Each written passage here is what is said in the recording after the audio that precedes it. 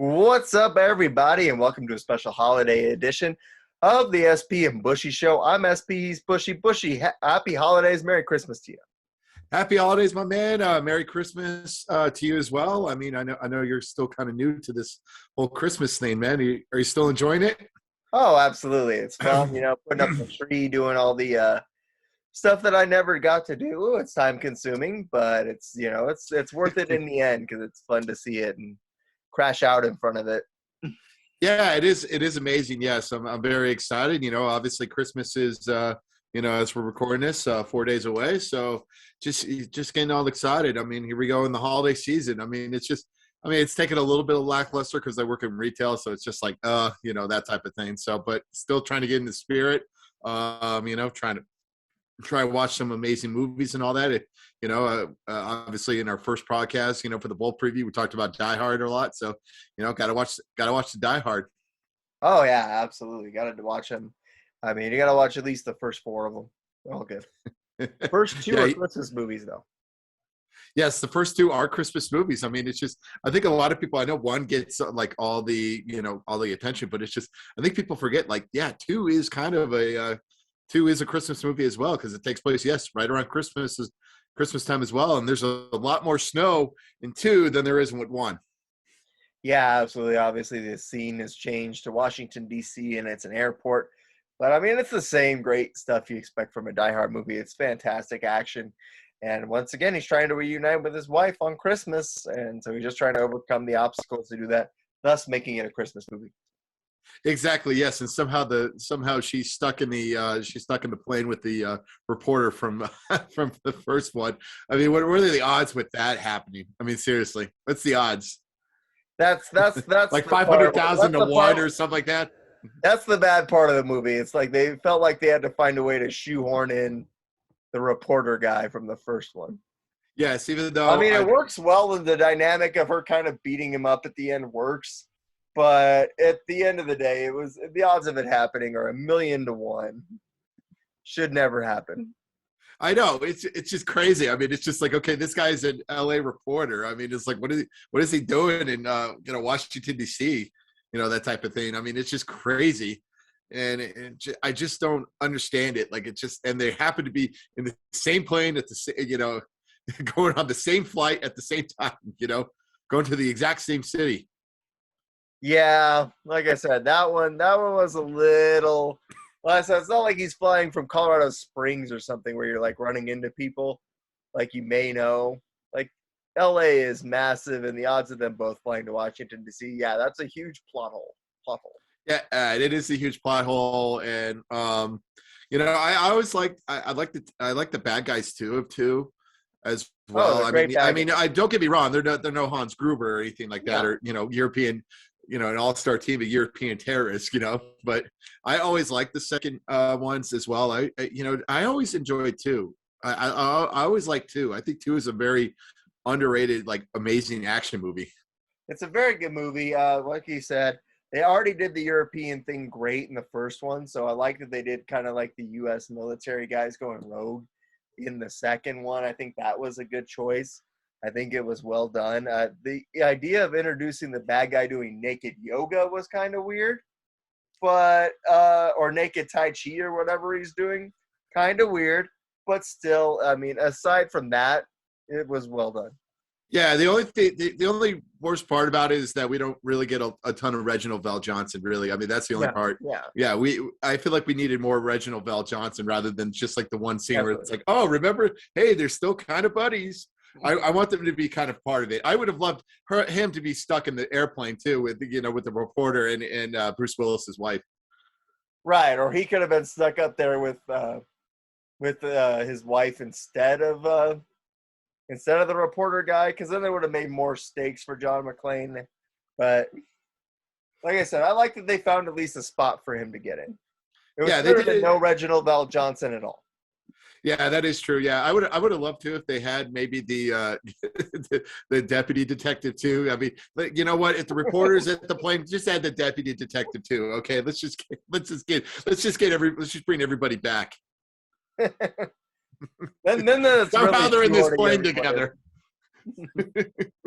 That's really shoehorning everyone in. Yeah, so let's just shoehorn in everybody, as far as with that. But yeah, all in all, two great Christmas movies. Absolutely, both fantastic. Obviously, I mean, like, and I mean, I think in the first one, a lot of the kills are like very okay.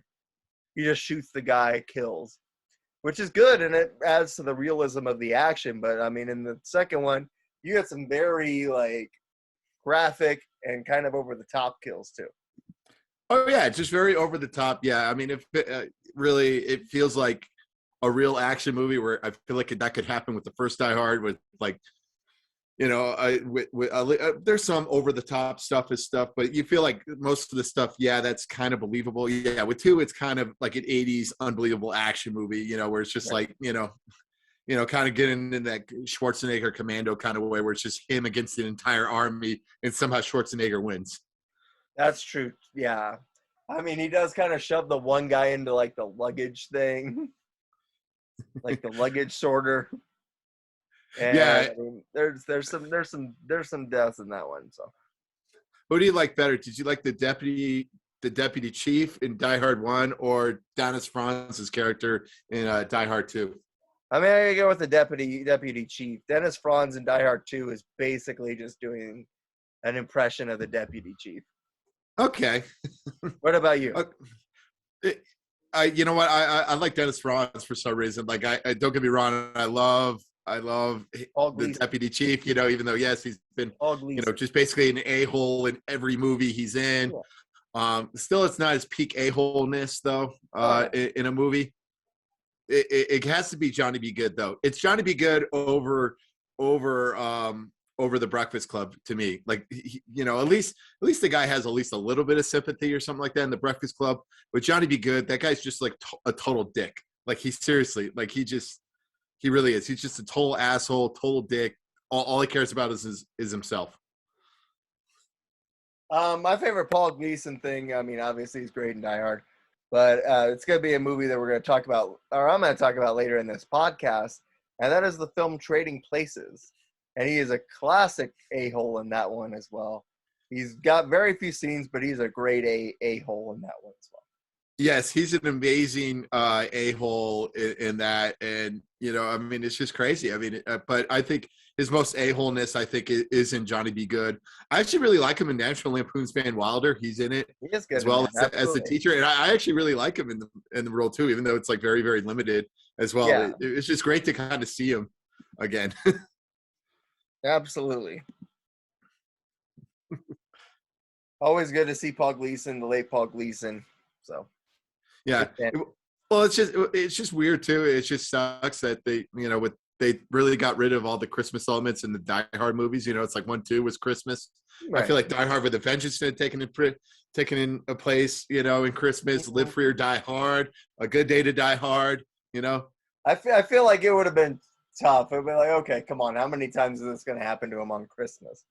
Like, it's enough that it's already happening to him that many times, but again, to have it happen every time on Christmas, that's a little bit pushing it. Like, if they did a sixth one and now it was Christmas, then I'd be okay with it. But I'm okay with it being away from being on Christmas for like, a few years. Yeah, now it's like Christmas time with Die Hard or something like that. That's what it should be. A Die Hard Christmas. Silent Night, Die Hard Night. There you go. He has a machine gun now. Ho ho ho. That should be the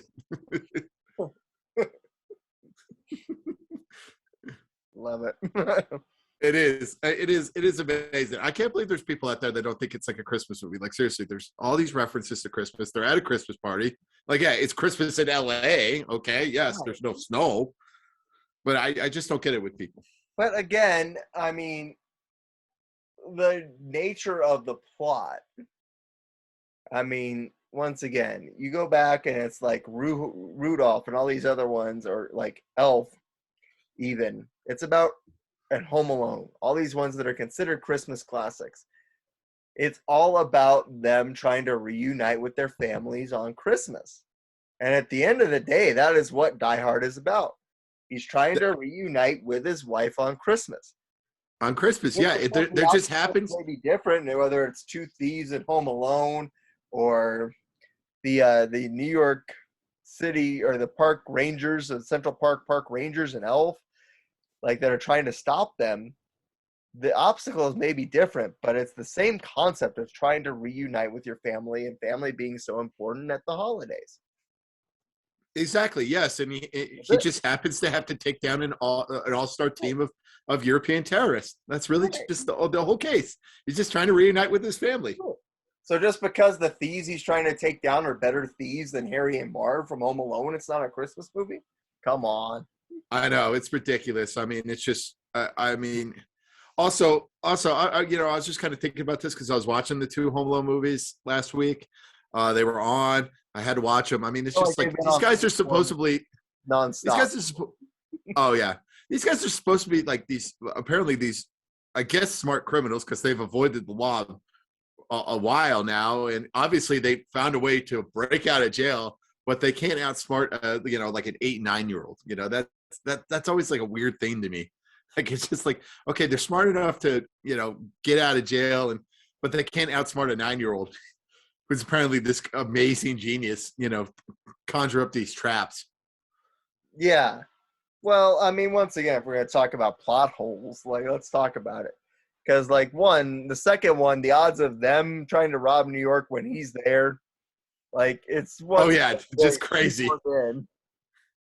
like, you'd almost been better off going with different thieves trying to do something in there. And it's like the same, like, he even plays like the same tape of the guy with the machine gun to fool like the hotel security people. Like, it's basically the same movie over again, which, I mean, I guess the detractors might say the same thing about Die Hard 2 as well. But like I said, and then like the person that he's afraid of ends up saving him at the end with the bird lady. And like, again, he somehow magically sets up all these traps in like 3 hours. It would take way longer to do that. And especially too, he has probably doesn't know really the house in the second one compared to the first one. Okay, you kind of get it. You kind of know where everything is. I assume they've been, living in this house at least for a good 3-4 years now. Right. We assume. And with the second one, yeah, it's his uncle's house and it's getting remodeled. How does he know where everything is? Right. How does he even find it in New York? I mean, the odds of him even being able to track it down and all this stuff. I mean, well, he has his dad's bag. That's the reason why, so he could get the batteries for his amazing talk boy. right. But in any event, I mean, yeah, the fact that he like knows where everything is and is able to like rig it in 3 hours is just amazing to me. Also, because they lost Kevin in the first one, should they be like extra like secret like, okay, where's Kevin? Should they be like just on constant watch? One of the parents is just on constant watch, like, okay, where's Kevin? Where's Kevin? Right. Or Kevin, be in front of everything. Right, exactly. That's the case. I guess we're just gonna be like this.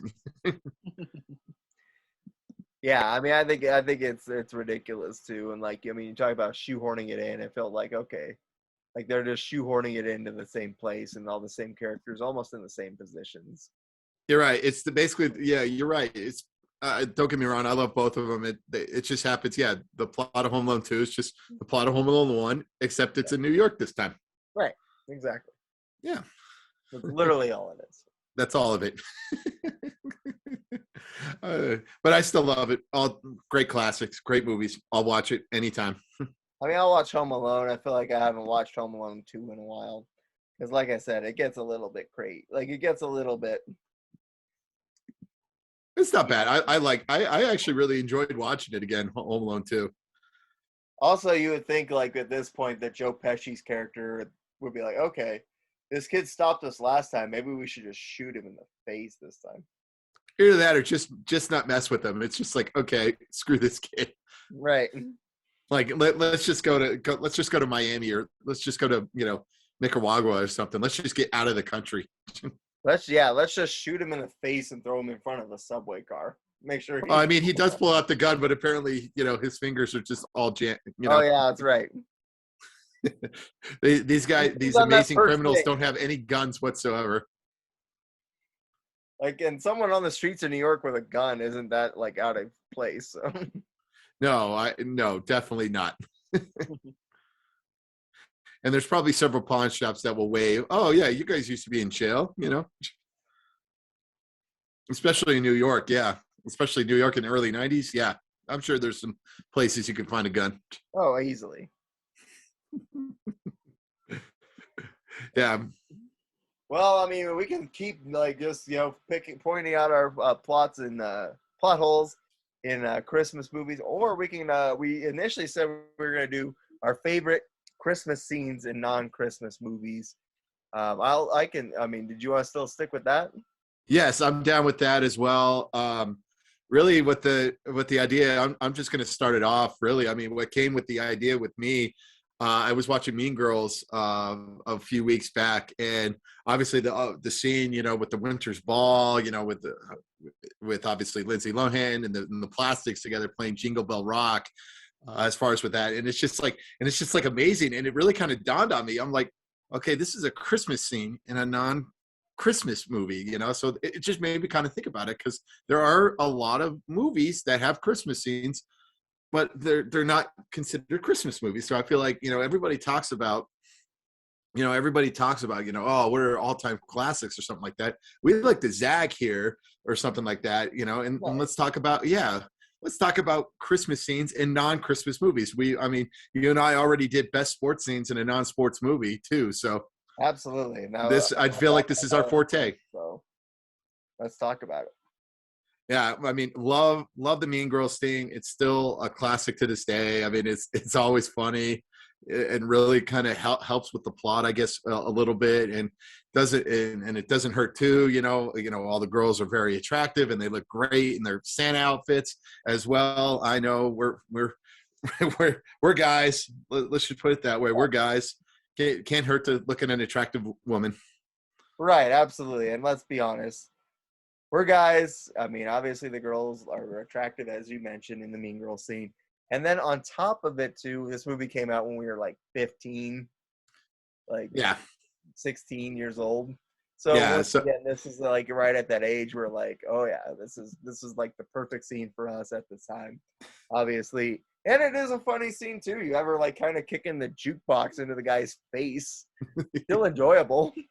Oh yeah, it's always enjoyable, and I always enjoy Amy Poehler kind of doing the dance choreography as well in the aisleway. It's always a great time, and also just seeing the look on like Neil Flynn's face, just like shock and horror of what Lindsay Lohan's doing with the dance of Jingle Bell Rock. Like I feel like he's like every kind of conservative horrified dad, yeah, horrified conservative dad. Yeah, it was all in all an amazing scene.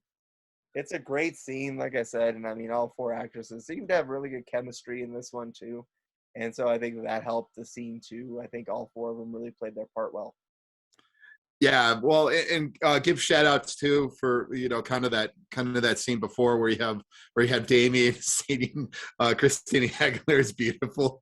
It's just so funny. And then he's chucking the shoe at the guy who ends up getting kicked, kicked in the jukebox in the face. So just overall, just a wonderful scene.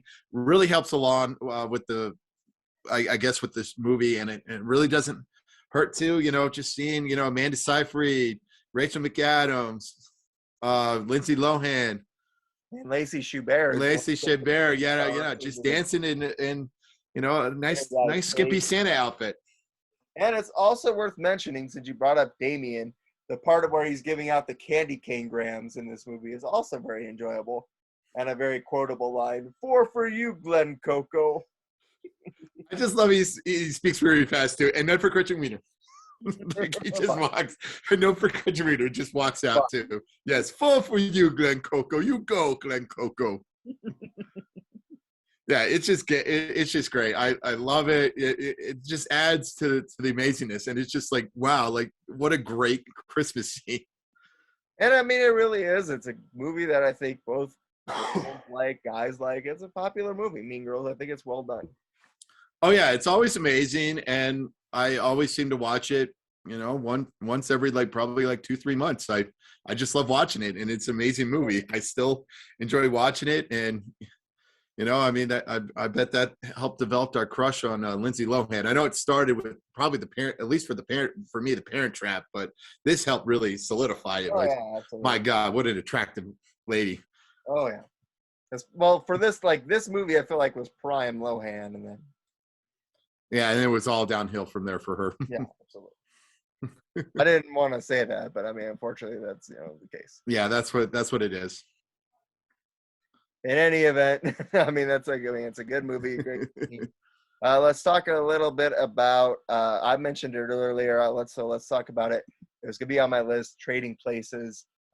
This is a great movie. It's one of my favorite movies. That's maybe bold, but I love this movie every time it's on. You got a great cast with Dan Aykroyd, Eddie Murphy, Jamie Lee Curtis, and I mean, it's a fantastic. They have like a Christmas party scene. And they basically, once again, taken Eddie Murphy's character off the streets and made him like an executive for their company. They've taken Anne Aykroyd's character, who was an executive for their company, and like kind of threw him out of his house and put him on the street and stuff. And so now he's got like this like dingy Santa Claus beard and dingy Santa Claus suit going on. And now he just basically is at the Christmas party to steal food and drinks and stuff. And also pretends to plant drugs in Eddie Murphy's desk. So that's one of the things that they did to try and get him in trouble. So they tried to do it to him too. Or Dan Aykroyd tried to flip the script, but no one was buying it.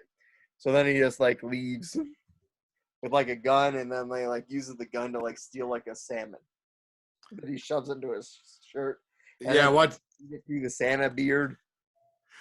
Yeah, exactly. Watching him eat that like salmon or that beef, it's just like, oh my god, it looks like it's like taffy. Like it's just like, oh, and it's like it is really disgusting Santa outfit too. Like it's just like completely disgusting, but it's completely enjoyable as far as with that. Right. And once again, this is a fantastic movie. It's set around the holidays. It's so good.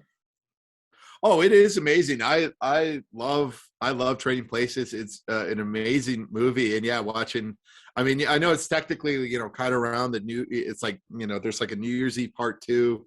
With obviously with the Paul Gleason character, but yeah, I mean it's just watching that Christmas scene is amazing. Yeah, and watching Dan Aykroyd in a really filthy Santa suit. It's really funny, and just watching him eat that meat, it just always amazes me. Like the suit is so dirty. Yeah, the suit is so dirty, and it's just like, oh, like he's just eating it in like just complete sadness. Yeah. He's like stole it. He's eating it on the bus. Like, I know, it's just like he's just such a sad, pathetic man. Yeah. Watching him eat it. I mean, it's just always gross, but it's always funny. And then the part at the Christmas party too, where like Dan Aykroyd's holding him hostage. Like Eddie Murphy's about to call security, and then Dan Aykroyd pulls the gun. And he's like, "Hey, security, Merry Christmas!" When Dan Aykroyd pulls the gun on him, he's like, "Exactly, exactly." I mean, it's just overall a great movie. I need to watch it. I haven't seen it in a while, but I always remember that scene, and that and the ending scene, which I don't understand stocks, but yeah. I have seen Trading Places probably 20 times in my life. I still have no idea what they did to make that work. I still don't know either. I know it's like, I know they try to move some stuff to try to make things happen, kind of manipulate the stock market, but but it's just like, I still don't know how those guys ended up being poor, and those guys were like the richest people ever. It's just like, I guess we're obviously we're not bankers or stock market people, so we don't know. So if anyone watching this knows what happened, please explain that in the comments below, because I really need to get the understanding of that. Yeah, I still doesn't understand me. I didn't understand it as a kid, and I still don't understand it as an adult. Right. I know, I mean, obviously, they're trying to drive the price up so that then I don't know. So then the Dukes lose money somehow because they keep buying. I don't know. Yeah, I don't know either. They manipulated it, to make the fruit taste, thing happen. I just don't know. But you don't need to understand it to enjoy it. Yes, I don't. But it's still an amazing movie. Watching the Duke brothers get their comeuppance is always a good happy ending. Absolutely, it is. All right, for me, I'm gonna have so Goodfellas. Obviously, there's kind of like two parts to this. Obviously, You know, the Christmas scene happens like right after the Lufthansa heist. Really, I mean, it's just like, and you have a really, really happy like Robert De Niro, like he's just like the most happiest person in the entire world, you know, pulling off this amazing heist as far as with that, and then watching, you know, like the people with the, you know, involved in the heist, you know, buy all these elaborate things, you know, a pink Cadillac, you know, and then obviously a mink coat. As far as with this, and then watching, you know, basically De Niro take a 180 basically and just really lose his stuff. Really, I mean, it is like an amazing scene. It's somehow a Christmas scene because they're playing Frosty the Snowman and they're at basically a Christmas party, so it counts. Yeah, it definitely counts. I mean, once again, I mean, it's you know, kind of showing the De Niro character signs that he could just go crazy at any moment too. So I mean, I think it's a good scene. It's well done. I mean, it's one I haven't seen in a long time, so it might be one I need to revisit. Yeah, and then on top of it too, you have him getting the money and not basically he's telling him, you know, don't spend it on elaborate stuff. And Henry Hill goes and does basically the complete opposite, buys one of the worst trees ever, and then obviously they have a very happy Christmas, you know, a very Merry Christmas. You know, they're spending a lot of stuff, and obviously he's giving jewelry to Karen as well, and they look like they're having a really happy holidays to them. Yeah, absolutely. You know, they stole enough to make to deserve it, right? Yeah, they deserve it. You know, hey, it was signed in my mother's name. You know, where you lose it? It's signed in my mother's name. I just got married. Wow. Where you buy that? Yeah, there are worse things ever than yeah. Let's not try to be let's be on the down low a bit. Let's not buy pink brand new Cadillacs. Well, yeah. I mean, but at the same time, you steal the money. I'm sure to spend the money, so you might as well just. Yeah, I agree. Yeah, they kind of did it, but You got to figure out. You got to figure out exactly the line and like, okay, here's the deal. Everyone waits 3 months. yes, everyone waits 3 months. Yes, before you can buy something. Yeah. Or if you buy a mink coat, do not bring it to the Christmas party where that happens. Right. So that's why we need to like plan our heist in September so then everyone can spend it for the holidays and buy Christmas gifts. Exactly. Yeah. FBI. Yes, we don't like to steal. No, we don't like to steal. Obviously, if we did, we'd have a lot better production quality on the show. Yeah, true. The production quality of working class Americans. Absolutely. Of working class Americans with day jobs. Yes. What do you have next? I have like the like kind of Christmas carnival or whatever they called it in Batman Returns. Oh, okay. Now, like I Yeah, don't what's that? yeah, good scene. I mean, Yeah, absolutely. I mean, you have guys like busting out of presents to attack Batman and stuff. And I mean, obviously, like not at all a Christmas movie, but still like the Christmas elements and the Christmas decorations end up being good fighting weapons for Batman in this. And I think he whacks a guy with a candy cane, and I think uses Christmas lights to tie up another one or tie up everybody at the end. So, I mean, at the end of the day, the Christmas backdrop proved very good for Batman in this fighting situation. yeah, obviously, yeah, you have the Christmas carnival, yeah, where everybody definitely attacks and all that, and you see a guy, you know, get on fire due to Batman's jet engine. I guess we can kind of use it as a metaphor as a Yule log or something like that if we want to add that in to the Christmas scene. That's just I'm going extent with that. You know, I'm really casting a wide net on this one You sure with are. that. But still, all in all, yeah, it's a very good scene. I'm not a big fan of Batman Returns. I know people have their fans, but I much rather prefer the first Batman set over Batman Returns. But yeah, I enjoyed the Christmas backdrop too, and have a Batman fighting, you know, to try to, I guess, kind of save Christmas is a great idea. I mean, I'm not the biggest fan of Batman Returns as a movie either. Like I said, I think that one's like almost like I mean, it's definitely not my favorite one of the movies. In fact, it might like it's kind of like not even mixing in enough of the campiness of it. But like this scene is probably my favorite scene in the movie. Yeah, it definitely is mine as well. But yeah, just all in all, just a great scene, and yeah, it just adds to the whole Christmas element as well. You know, and they had the snow. as well with Gotham too. So, and just having really freaky creatures too. I guess this is kind of the inspiration too, I guess, of Nightmare Before Christmas. I guess Tim Burton really had the idea of doing this, you know. I guess this is kind of like a predecessor to Nightmare Before Christmas.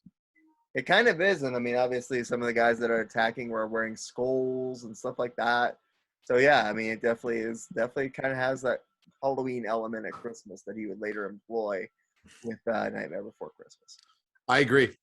Yeah, it really. I mean, you could. I guess you could put it that way. Yeah, absolutely. What do you got next? So next I have the movie Better Off Dead. It's a very interesting movie. It's a John Cusack movie with Savage Steve Holland, and it's actually like really good as far as with like a Christmas scene, you know. And it's funny too. It's like they have like this, I guess, this weird like weird suburbia type of Christmas thing where they have like the TV inside the fireplace with the Yule log channel on going on, and really the presents. You know, I guess they're based off of Savage Steve Holland's life. I mean, it's just like he would get TV dinners as like Christmas presents. So, you know, and that was like the case. He would get TV dinners for Christmas presents as well. You know, John Cusack too, and they just have these stacks of just TV dinners with that as well. And then obviously you have the love interest in Monique. You know, she's like a French exchange student, staying with this horrible guy Ricky. You know, who's really kind of this social outcast type of person. And you know, as a Christmas gift, you know, she gets a picture of him. And it's actually a really funny picture as well. I actually probably would want it framed or something like that because I'm just a weirdo like that. But I just found it funny. I'll have to take your word on this one. I haven't seen it, so I can't really add in much. So and he tried, and you know, there's several attempts of you know, I know it sounds morbid, but there's like more attempts where he's trying to like kill himself, you know, because his girlfriend broke up with him. So he tried to kill himself with exhaust from the car, and he accidentally drives it backwards and ends up breaking the garage door. It's like a running gag where the garage door keeps getting broken up. So yeah. But it's overall a great Christmas scene. I know it sounds weird, me explaining it, but it's like you really have to watch the movie to really kind of get the tone as far as with this Christmas scene. And I just really enjoy it. Excellent. I mean, like I said, I haven't seen this one, so I can't weigh in. But I mean, you know, that's what the holidays are all about, finding the enjoyment and stuff. So if you're digging this movie, you know, I might have to check it out. Oh yeah, definitely. I dig it, and it's amazing. They actually have a great non-sports scene or a great sports scene in a non-sports movie. There's an amazing ski going or a ski competition going on at the end of the season. That's always good to have too. Yep. So we have that, and then it's a teen movie, I guess, in a way. So it just checks all the boxes, huh? Yep, it just checks everything. What do you have next? Up next, I have the caroling scene in the Addams Family. And it's kind of during the opening credits, but once again, I think it's funny because they have, like, the Christmas carolers come visit them, and then, like, you see the camera pan up to them on the roof getting ready to dump some hot stuff in a cauldron on top of them to scare them away. I mean, there's not really much to this scene other than that, but, I mean, it is funny. Yeah, and it's just, you know, just finding the way of the cookiness that was the Addams Family, and really, I mean, it was a great movie to be a part of. I loved the first one, and I really enjoyed the second one too. I mean, they were just good, you know, kind of good uses of the movie, you know, and I just feel like the cast is really good too. Absolutely great cast. I think it was well done. And I haven't seen it in a while, but I always remember that scene of them dumping the stuff on the carolers. Yeah, and it's just, I know. Hey, sometimes, you know what, a good scene just happens to be, you know, like that opening sequence where they're dumping, where they're trying to dump stuff on carolers. And it doesn't have to be anything more than that. Nope, it doesn't have to be. Nice. What do you got next? Next, another Tim Burton movie, and that's Edward Scissorhands. Absolutely. Yes. You know, obviously a good piece, you know, with Edward Scissorhands as well. And that, you know, obviously there's a Christmas party involved, you know, that's in the holiday spirit, you know, and obviously, you know, a Christmassy thing too is when Edward, kind of working the ice sculpture using his kind of scissor hands, and then obviously there's just like a bunch of snow and seeing Winona Ryder kind of dancing around too in the snow. So it really kind of brings out really the holiday spirit, I guess, in a way, even if you do hang out with a creature who has scissors for hands. Yeah, absolutely. I mean, there's a certain level of that's kind of the charm of the whole movie is him kind of embracing this stuff. And I mean, really, he really, kind of embraces the Christmas spirit. And I think that's so well done. Yeah, he embraces it. He loves it. And I bet he does make a good ice sculpture. Yeah, absolutely. I mean, it looked fantastic. So that was awesome. I mean, if he can cut good hair, I guess he can be good with ice sculptures. Absolutely. What do you have next? Up next, I kind of have One Flew Over the Cuckoo's Nest, because it's not a Christmas movie. Ooh. It has a really good Christmas scene where like all the people in the mental hospital kind of have this like human moment where they all get to celebrate Christmas together and actually kind of have like this brief moment of levity in this like super dark and kind of sad movie. I'll have to take your word for it. I've actually never seen like One Flew Over the Cuckoo's Nest, so yeah, I'll have to take your word for it as far as with that. So I guess it just really kind of brings the spirit of Christmas. Like even though they're in a mental institution, they're still kind of celebrating it and they're being together. Right, absolutely, and they're all kind of like I said, having that moment where they smile and stuff, and actually kind of enjoy the moment. So it's nice to see it. It is. I guess it's good, man. I've never seen it, but the way you describe it, that sounds very Christmassy. And I mean, obviously Jack Nicholson is great in it. I mean, like I said, it's one you've almost got to. I mean, I don't know that like I've watched it once. It's not something I feel like I need to watch again because like I feel like once you've seen it, like it's it's one of those ones like you're not just rewatching it for fun. Yeah, we'll have to see with that. Yeah. I mean, it's just a great movie. It sounds like it's a great movie. I know it's a all-time classic with some people as well, and Jack Nicholson is amazing. I guess I'll have to check it out sometime. Sometime, like I said. Sometime, yeah. Next for me, I have the scene from Toy Story. Obviously, there's the end to the first Toy Story. Obviously, Woody and Buzz.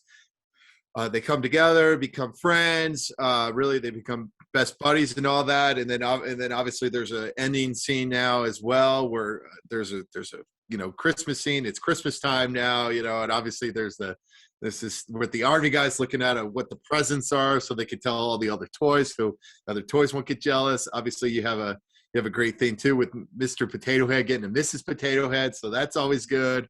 And then having Woody just describe to Buzz are you going to get jealous now? He may not be Andy's favorite toy, that type of thing. So Buzz wasn't worrying. And then we found out that they get a puppy, that Andy gets a puppy. Absolutely. That one's always a good one. And it's just great too, just seeing all the Pixar virtual snow going down too. So it's always a good thing to have.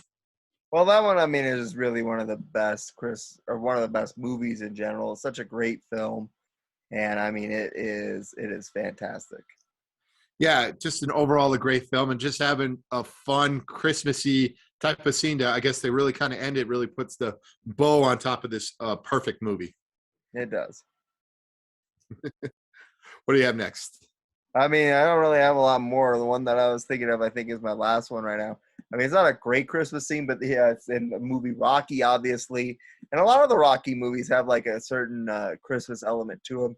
Because in Rocky 4, like the fight's on Christmas. But in like the first movie, like obviously him and Adrian are enjoying their Christmas together. And of course, Paulie has to be a dick and ruin it. Yeah, Paulie does. Yeah, he has to be like a drunken dick and get like jealous because, Rocky is, Adrian's actually fallen in love with Rocky instead of like, why can't I find a wife or something like that? I mean, that's just, Paulie just being a jealous douchebag like he is in most of the every films. Movie. Yeah, every movie he's a jealous douchebag. I guess he's not really that bad in 4, but yeah, he's kind of a dick. Yeah, he's not. Yeah, he is kind. Yeah, he's not that. I mean, he is kind of a dick in 4 too, where he's complaining, where they're done with it. It's like, oh, what does the thing clean up? This is detrimental to my sinuses. Yeah. Also, him walking in the snow is some of the funniest. It's one of the funniest stuff. Him walking in the snow, and also I think he starts really the K-On movement, I guess, with the "Don't Tread on Me." He has that thing on the back. He does. I mean, but he was a conspiracy theorist before it was cool. Yeah. Maybe Paulie started the Tea Party. Yeah, he did. He probably did. We gotta get these guys out of here. These freaking bums, they're everywhere. These freaking Democrat bums, they're everywhere. Asking me to give me my money. Yeah, and then obviously the meat packet plant because of them. Yeah, and then obviously, that helps too as well. And the fight taking place on Christmas. So I think people forget about that. Rocky IV, yeah. That fight takes place on Christmas. I mean, it's just, I mean, is there a worse time though for a fight? I mean, I guess we probably would have watched it. Christmas. That doesn't make any sense. Yeah, it's Christmas time. Yeah, maybe like the day after Christmas or something like that. Unless Christmas fell on like a Saturday or a Sunday around that time. I guess maybe if it's like this year and it falls on Saturday, maybe. But hold on, I'm looking up the 1985 calendar right now. When did Christmas fall under? But in any event, Paulie is just the douche, and so he ruins the Christmas. But I'm looking it up. Oh no. I know this is hard-hitting analysis. Hard-hitting analysis in any event. I also don't know why you have Christmas fell on a Wednesday that year in 1985. Oh yeah, you can't have that. You can't have a big fight on a Wednesday. Yeah, you can't have a big fight, even though yes, it is on Christmas, and yes, it's between basically Rocky Balboa and like really this humongous, amazing Russian guy. Yeah, you can't have the fight on a Wednesday, even though it was on Christmas. That fight would have taken place on a Saturday. It would have been and also it was exhibition because didn't Rocky have to like give up the title to go fight him for some reason? Yeah, he had to give up the title. I mean, it's just crazy. It wasn't for the belt. I know it wasn't. It was just literally for pride too, and it's like no money too. It's like you're not getting any money for this. Well, someone made money. It was televised. Some people actually. You're right. Probably some people actually did make money. Someone made money on it. I don't know if Rocky with his CTE did, but I know he just really, really wanted to fight Drago. Like it just. I mean, it just. I know it's like wow. He really, really so wanted to fight Drago that it was in Russia with no money, and it's on Christmas on a Wednesday that year. Right. I mean, that is just like the worst time to really. Right. You're right. That's the worst time to have a fight. Right.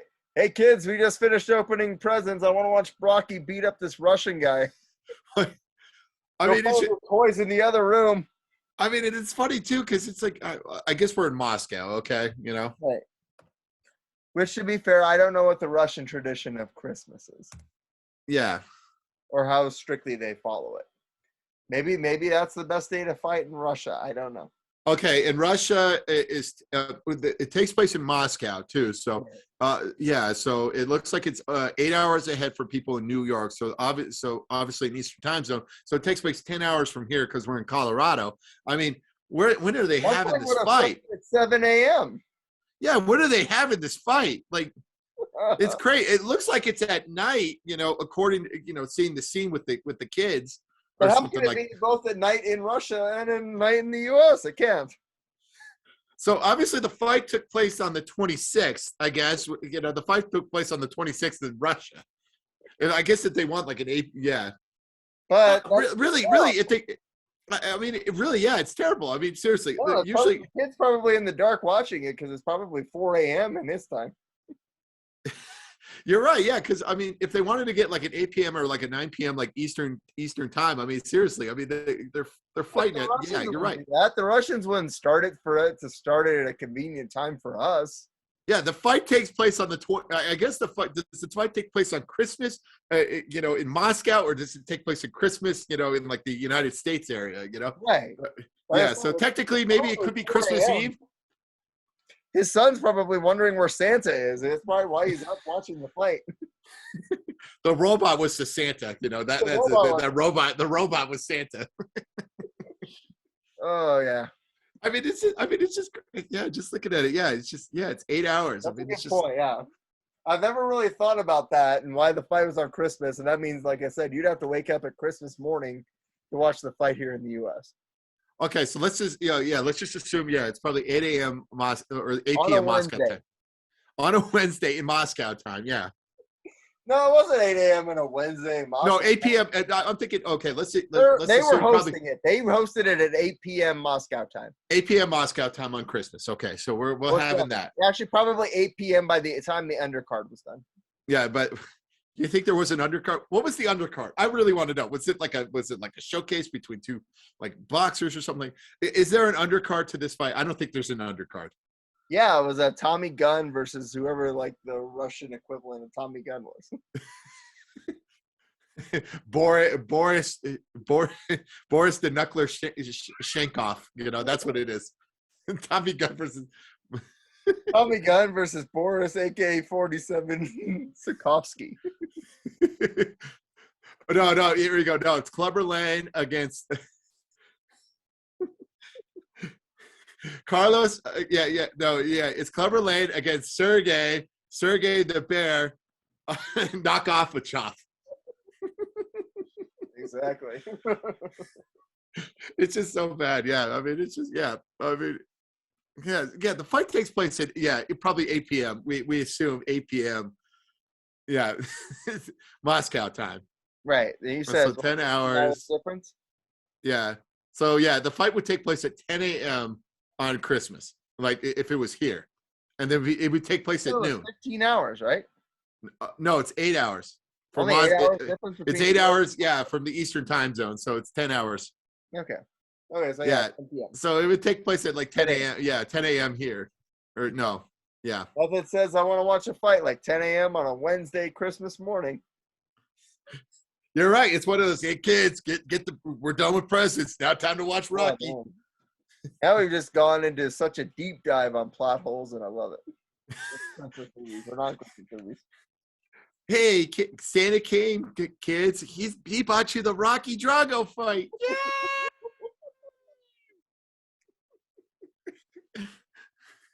It cost me $50 on pay-per-view. Now sit down and watch it. Now sit down and watch this. Screw this. It's a wonderful life. We're watching. Screw you, Grinch. I'm watching Drago. Charlie Brown can wait.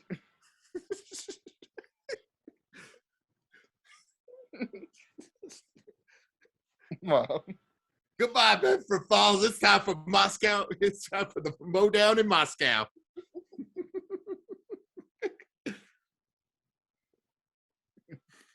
I'm watching the Italian Stallion versus Death from Above. I'm dreaming of a bloody fight. I'm dreaming of a fight Christmas.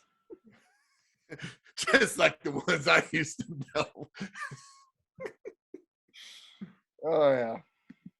Oh man. Oh, I get this. This is it. Yeah, we've gone off the rails. Oh, you knew we would. You know we would. Yeah, it took. I mean, we were pretty good for Obviously, we recorded 2 podcasts today, so obviously we did good for the bowl preview. But yeah, we went off the rails. So I guess when it's 10 p.m. it's time to go off the rails. Now that we're already off the rails, what about the movie Just Friends? Where do you think that's a Christmas movie or not a Christmas movie? Have you seen that movie? You know what? I've never seen the movie, and I'm a humongous Ryan Reynolds fan. I love Ryan Reynolds. I love him in everything he does. Well, then you need to watch it. Then I need to watch it. Yes, I guess I need. Hold on, I'm gonna check. I'm gonna see if it's on any of these. Yeah, because I love him in he's in because I love him. He's in Waiting. I love. Okay, it's on Netflix. Okay, so I can watch it. Oh yeah, you gotta watch that. Watch that movie, and especially as a Okay. guy who has brothers, like I'm sure you're gonna love the dynamic between Ryan Reynolds and his brother throughout the whole movie. Okay. Yes, I will enjoy that. And I'm a big Amy Smart fan too. I like Amy Smart Yeah, as Amy well. Smart, Yeah, she's really good. he's She's good really in good. it. Not because really. I mean, you know, you got this. You know, obviously her award-winning performance in Crank 2 High Voltage. You know, that doesn't help me as well. You know, that does help me as well. But yeah, I will have to watch it as well. You know. Coming next week, Bushy's Just Friends review. Yes, that's going to be the basis of this. And we will debate whether or not Just Friends is a Christmas movie. That is true. Yes, we will debate it as well. I mean, it's just same with. I guess the same goes as well. I mean, it's just I mean, I was kind of listening to the obviously Cozy. They have the Cozy 101 here. It's a local radio station here in Colorado. They have they play Christmas music all the time around this time. Right. And I watch and I was listening and they had Dan Fogelberg's Same Old Lane Song on. Okay. And it always irritates me because people consider it a Christmas, song, but it's just like, and there's some people who consider that a Christmas song, but not Die Hard, a Christmas movie. And I feel like seriously, if you consider that a Christmas song, you got to consider Die Hard a Christmas movie because literally all they mentioned is that it takes place on Christmas Eve, and they mentioned snow twice. That's it. Right. And that's it. I mean, like I said, once again, it's about reuniting with your family on Christmas. That's the whole point of the movie. And if you don't think Die Hard's a Christmas movie, then you're not absorbing the lesson of Die Hard. That family is the most important thing, not your pride, not getting jealous of your wife's career. It's family. And then you're missing the mark. You're missing the mark if you don't think Die Hard's a Christmas movie. Yeah, it's all about family. Yeah, I mean, together. Yeah. That's the whole goal of the movie, is him reuniting with his family.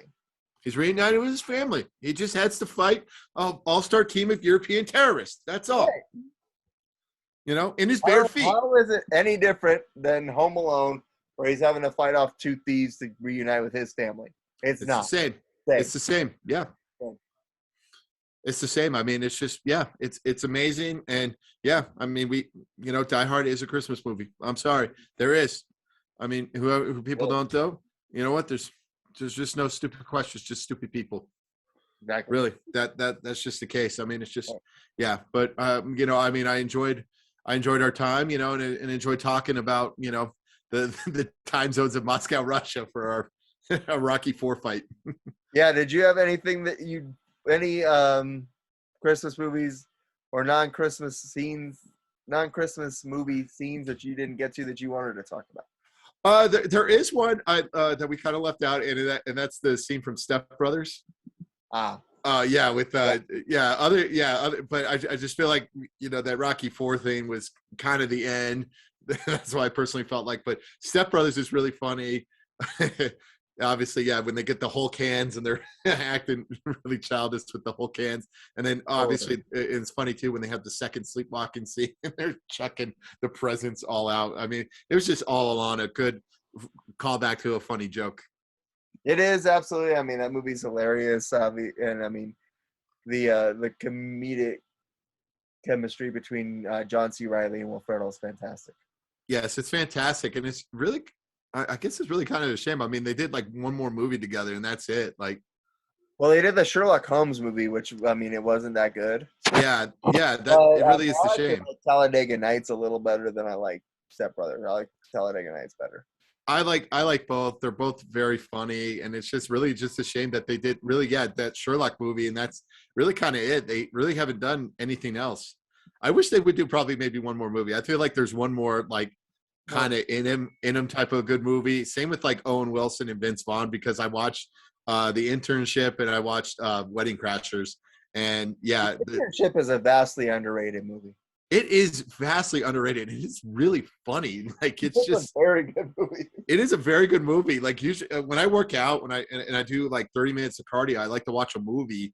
And yeah, I was kind of this Vince Vaughn, Owen Wilson kick, because to be honest, I've never seen Wedding Crashers until this year. I What? know, it's crazy. Yeah, I've never seen Wedding Crashers until What? this year. I know. I finally Wow. saw it. It's an amazing movie. I love it. It's very funny.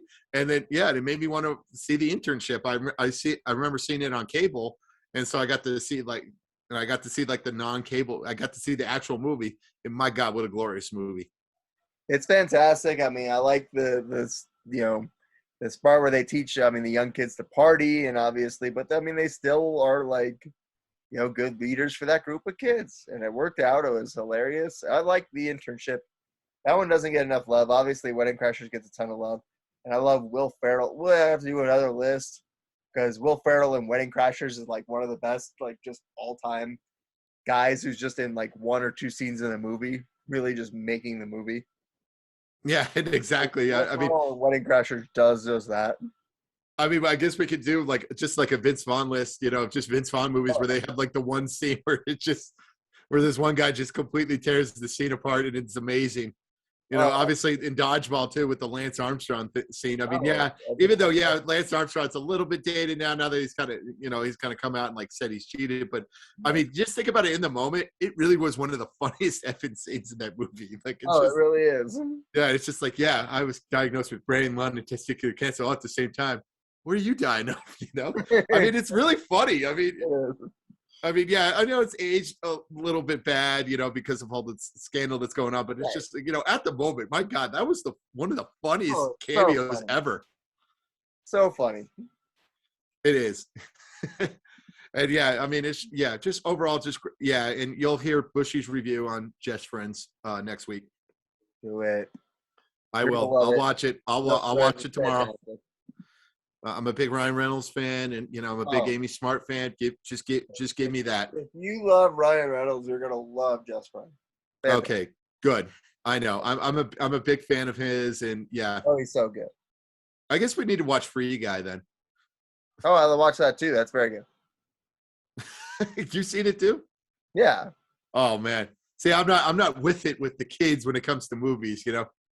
Hey man, I thought that looked hilarious. I went and saw it. It was great. Another good one. I enjoyed it. I did think of one more Christmas scene in a non-Christmas movie, and that was in Catch Me If You Can, where he goes to arrest him on Christmas. And that one has a couple of Christmas scenes, but yeah, it's just kind of back and forth. But I feel like we ended great with Rocky IV and just talking about just the amazing plot holes when it comes to that fight. That fight being You're right. I'm really kind of curious now. What's the undercard? Right. What is the undercard? What is the undercard? I don't think there's any more American fighters. I think it's a Czechoslovakian against the Soviet Union guy, and then some guy from It's Pete the Swede Svarnson against Alexei the Russian Bear Sarov. Yeah. Or it's just or it's like, oh man, yeah, and it's like some East German, and it's like a women's competition too, so it's like East German women. So these big burly women, they're fighting each other. Yeah, they're like the female Drago. Was she that good of a swimmer too? Obviously, this was kind of a weird arranged marriage, I guess, kind of in a way. Like, how do they meet? How does Drago and his wife meet together? Like, we're part of the Soviet sports program. An Olympian, so they got met at Olympic training. Yeah, they could have. Yeah, you're right. They probably could have met, but it's just like he never speaks. Especially back in those days, Russia, like they didn't even let them out of the training facility. So you probably had to date who else was in the training facility. But I figured they probably separated the men and the women, I mean, obviously they probably put them in like separate camps, was it like a secret forbidden love? I want that. I want a Drago backstory now. I'm really kind of curious now. I want a Drago backstory. You want a Drago prequel?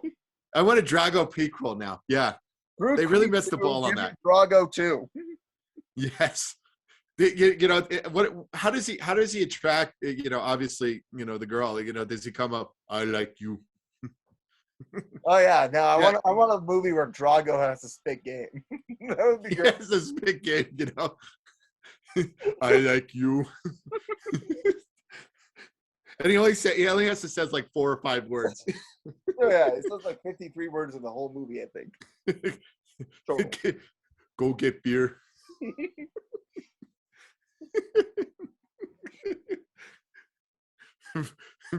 Make love to me. I got these steroids for us to split.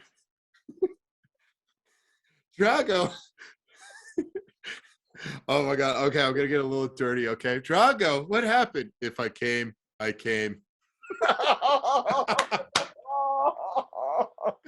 Thank you. I'm out. That's the end with Bushy's mic drop moment.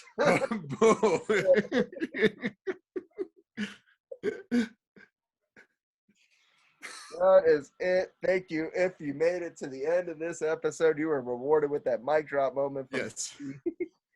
Also, once we get done with our sudden death sequel, that's what we got to write. We got to write the Drago backstory. Drago prequel. The Drago prequel. All right. All right. We have the sudden death sequel coming in 2023. The Drago prequel, be on the lookout for that in 2025. 2026. It's 2026. We're gonna really extend this. Yeah, we probably are. Oh, geez. It's not like you and I have the abundance of free time to just sit down and write a movie. Yeah, that is true. Yeah, we the abundance of free time and then probably a little bit of extra substance. Exactly. But in any event, yeah, that was awesome. I came. It just came to me. It came to me. I was just like, oh, this is beautiful. Yep. That is the high note to end all high notes. Thank you for watching this episode. Happy holidays. Merry Christmas. We hope you enjoyed the show and hope you join us again next week. All right. Thank you. Peace. Merry Christmas, folks.